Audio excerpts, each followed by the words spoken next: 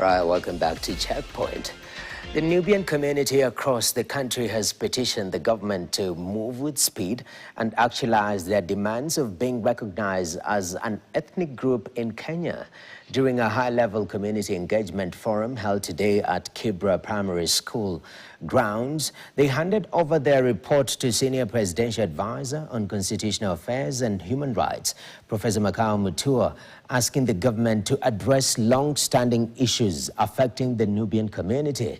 Our reporter, Haman Kamariki, attended the forum and filed this story. Members of the Nubian community across the country gathered at the Kibra Primary School grounds in Nairobi.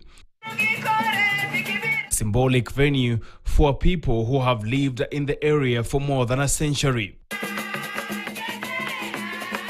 The forum, convened by the Kenya Nubian Council of Elders, sought to highlight persistent challenges including unequal treatment in national documentation, unresolved land issues, and communities' exclusion from the official list of Kenya's ethnic groups. Leo hii ukienda kwenye ofisi za serikali ukisema wewe Mnubi, watasema unatoka Mombasa.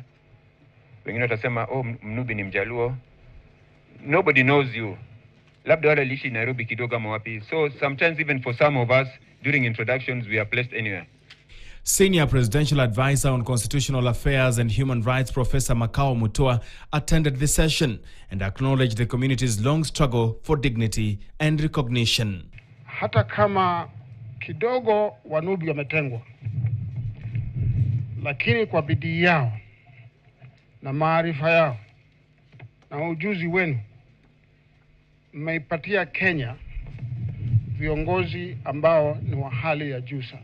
For years, the Nubian community has raised concerns over what they described as the de facto vetting during the issuance of IDs and passports, a practice they say continues despite the official abolition of vetting committees. The community continues to struggle in finding its place as recognized ethnic community in Kenya.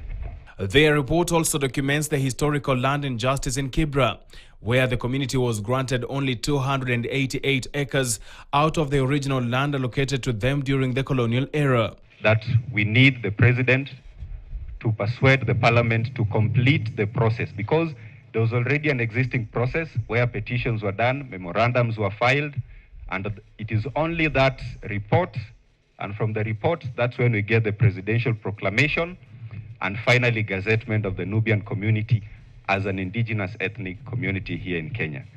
Professor Makao Mutua promised to have their issues shared with the president, even as he assured the community that their wishes would be looked into. Because the president has said there is no community in this country that will be left behind.